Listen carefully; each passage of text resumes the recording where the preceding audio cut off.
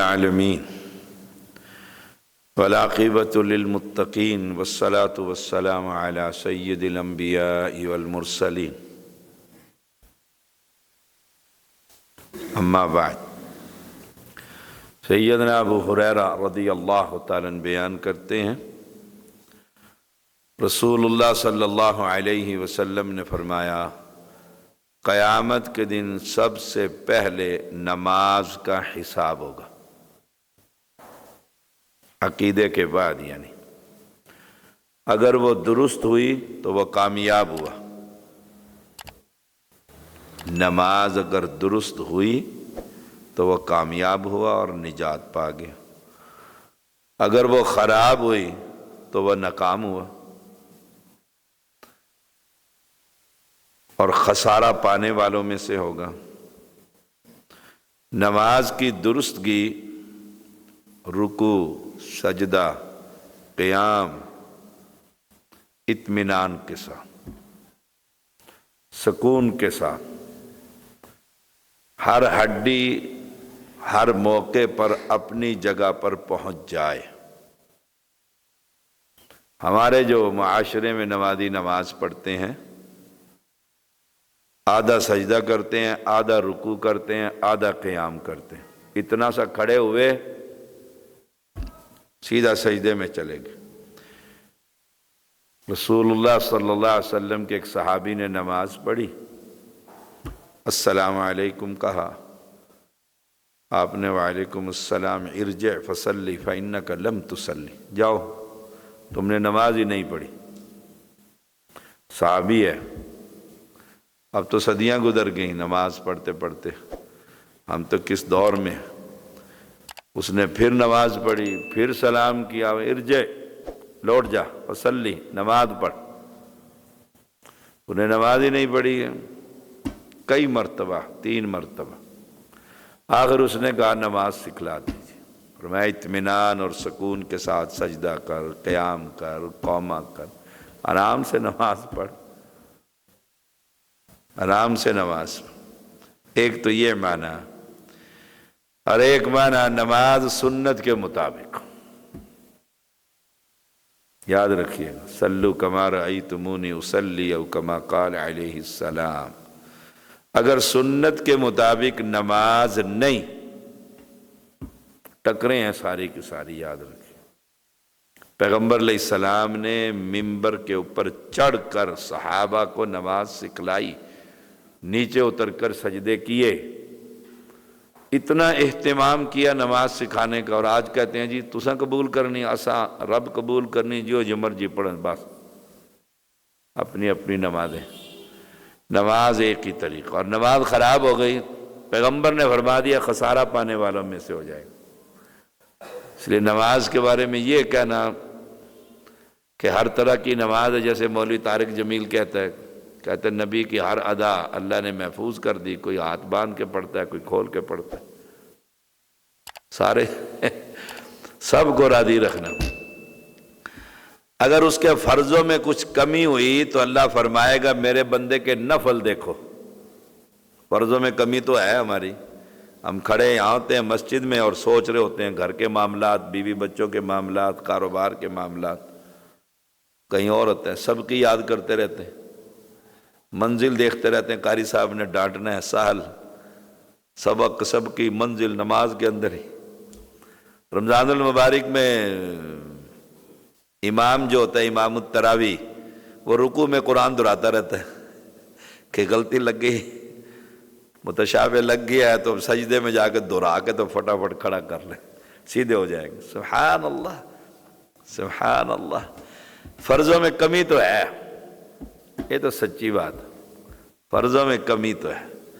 اللہ فرمائے گا میرے بندے کے نفل دیکھو، تو اہل حدیثوں کے تو نفل ہوتے ہی کوئی نہیں کہتے، یہ تو فرض پڑھتے ہیں اور بھاگتے ہیں سلام پھیر کے وہ جاتے ہیں۔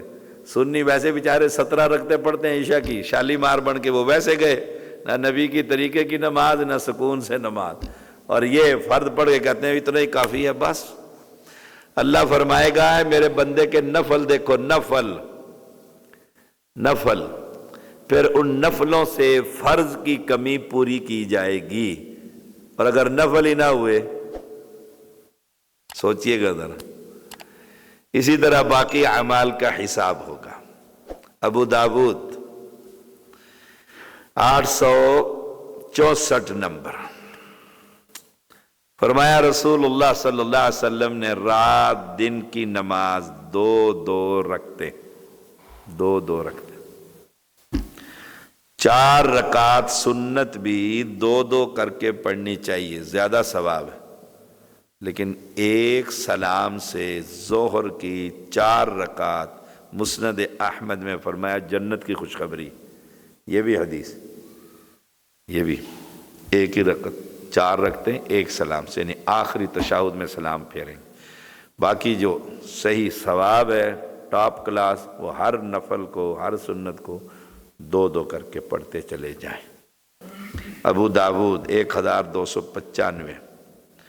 سیدنا زید بن ثابت رضی اللہ تعالیٰ عنہ بیان کرتے ہیں رسول اللہ صلی اللہ علیہ وسلم نے فرمایا فرض نماز کے علاوہ باقی نماز گھر میں پڑھنا افضل ہے.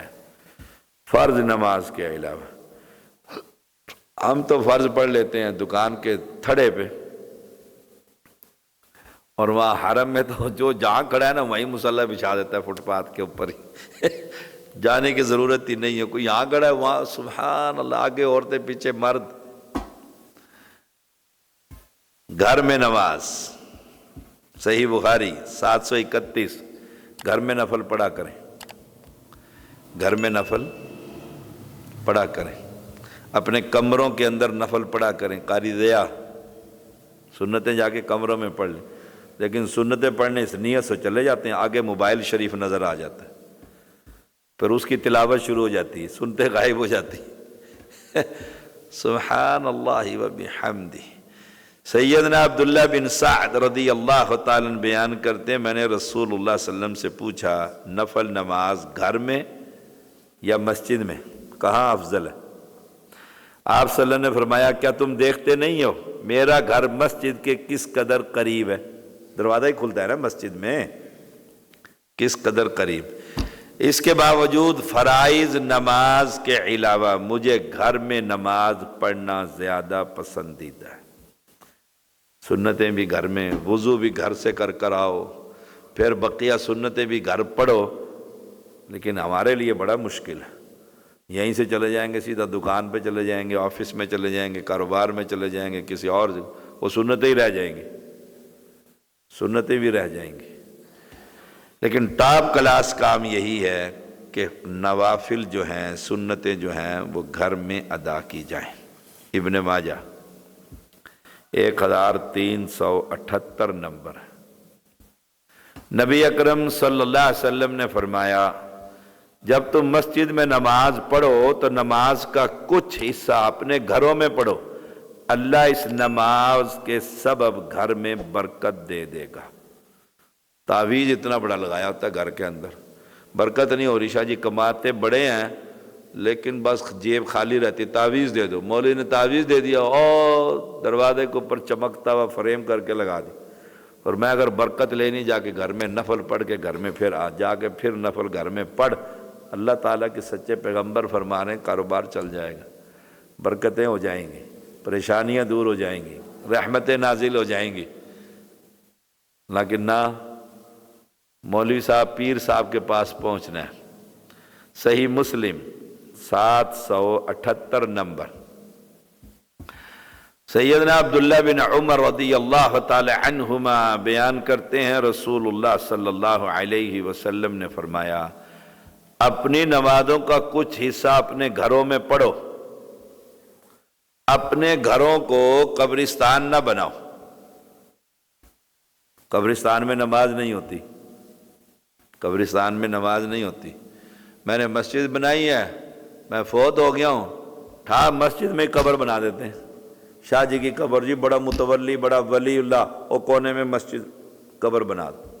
کتنی مسجدوں میں نے دیکھا اس مسجد میں نماز نہیں ہوتی، قبرستان میں نماز نہیں ہوتی. قبر کا مسجد میں کیا کام؟ قبر کا مسجد میں کیا کام؟ رسول اللہ صلی اللہ علیہ وسلم کی جو قبر عطر ہے وہ آپ کے گھر میں ہے، امی عائشہ کے حجرے میں ہے. نبی جہاں فوت ہوتا ہے دفن ہوتا ہے وہیں فوت ہوتا ہے. وہ مسجد نبوی کا حصہ نہیں، انہوں نے باؤنڈری بنا رکھی ہے اس کی۔ جب مسجد کی توسیع کی تو گھر ویسے ہی رہنے دیا۔ تو گھروں کو قبرستان نہ بناؤ، نہ گھر میں تلاوت، نہ گھر میں اذکار، نہ گھر میں نوافل۔ پھر میاں بیوی کی جوتی تو کھڑکنی ہے نا صحیح دبا کے، پھر کہتے ہیں جی لڑائی ہو رہی ہے بڑی گھر میں جاتا ہوں فساد، گھر میں اللہ اللہ کا نام ہی کوئی نہیں، رب کے لیے کوئی کام ہی کوئی نہیں ہے، تو گھروں کو قبرستان نہ بناؤ۔ جب آدمی گھر میں نماز پڑھے گا نا تو چھوٹا سا بچہ بھی الٹا سیدھا ہو کے سجدہ کرے گا، بھئی یہ کوئی کچھ کر رہے ہیں، دادا ابو ابا جان کچھ کر رہے ہیں، امی جان کچھ کر رہی ہیں، تو وہ بھی پھر کہتے دیکھو میرا پوتا بھی نماز پڑھا، میرا چھوٹا بیٹا بھی نماز بس مصلی کے آگے پڑھا ہوگا لمبا ہو کے۔ تو گھروں کے اندر آج کے سبق میں نوافل پڑھنا بہت افضل ہے۔ اللہ تعالیٰ میں عمل کی توفیق دے۔ صلی اللہ علیہ نبی۔